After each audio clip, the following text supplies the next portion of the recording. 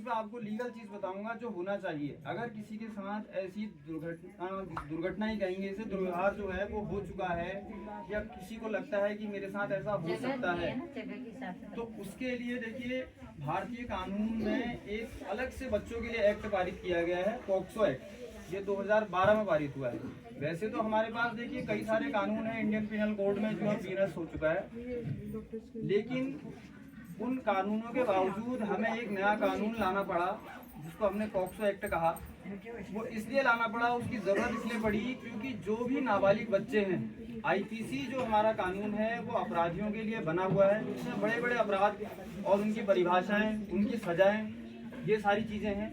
तो उसमें देखा गया कि बच्चों के लिए कहीं अलग से कुछ नहीं है, तो बच्चों के लिए एक अलग सा एक्ट बनाया गया जो 2012 में पारित हुआ, पॉक्सो एक्ट जिसको कहते हैं। ये सिर्फ जो है 18 साल से कम उम्र के बच्चों में देखिए गर्ल्स भी हैं, बॉयज़ भी हैं, सभी आ जाते हैं। तो इसलिए एक अलग सा कानून ये पारित किया गया। अब इसकी ज़रूरत क्यों पड़ी? ज़रूरत इसलिए पड़ी क्योंकि समाज जो है निरंतर बदलता जा रहा है।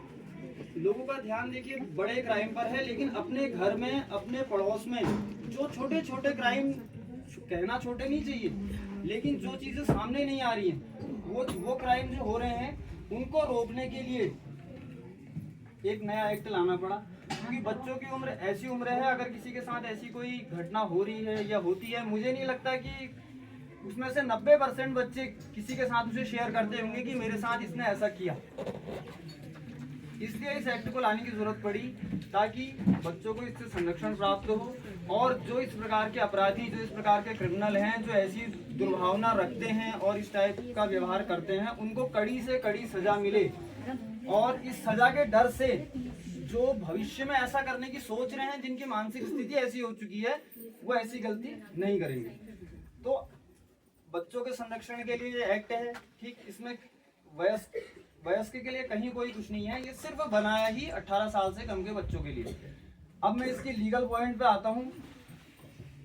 इसमें 9 चैप्टर्स हैं, टोटल 9 चैप्टर्स हैं, जिसके 46 इसमें सेक्शन है। ज़्यादा समय में लूंगा नहीं, मेन सेक्शंस पे मैं आऊँगा। देखिए ऑड में आप इसको पढ़ेंगे, अगर आप ध्यान में रखना चाहें तो उसके लिए सरल तरीका भी आपको बता रहा हूँ। Odd section, section 3, section 5, section 7 and 9, ये जो सेक्शन है ये डिफाइन करते हैं कि आपके साथ क्या दुर्व्यवहार हो रहा है। और मेनली ये जो एक्ट है ये आपके साथ जो होने वाले जो सेक्सुअल ऑफेंस हैं, सेक्सुअल असॉल्ट है, हैरेसमेंट है, इस पे निर्भर करता है। तो मैंने आपको ये 4 सेक्शन बताए, सेक्शन 3 एक्ट का, सेक्शन 5, सेक्शन 7, सेक्शन 9, ये मेन सेक्शन है जो डिफाइन करते हैं कि आपके साथ हैरेसमेंट हुआ है, आपके साथ सेक्सुअल असॉल्ट हुआ है, इनकी इसमें डेफिनेशन है।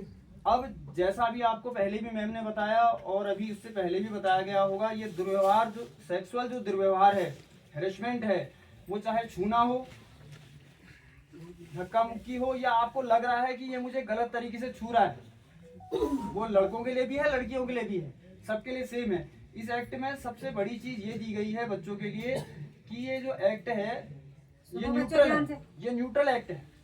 न्यूट्रल इसलिए है क्योंकि जो सजा किसी अपराधी को लड़की के साथ दुर्व्यवहार करने पर होगी, वो ही सजा इस एक्ट के अनुसार किसी नाबालिग लड़के के साथ दुर्व्यवहार करने पर भी होगी। अर्थात दोनों चीजें, दोनों को समान माना गया है, बच्चों की श्रेणी में लिया गया है। और किसके लिए लागू होता है? जो भी बच्चे 18 साल से कम है, चाहे वो लड़का हो चाहे लड़की हो। इस कानून की सबसे बड़ी जो इम्पोर्टेंस है यही है कि ये न्यूट्रल है, जेंडर न्यूट्रल है।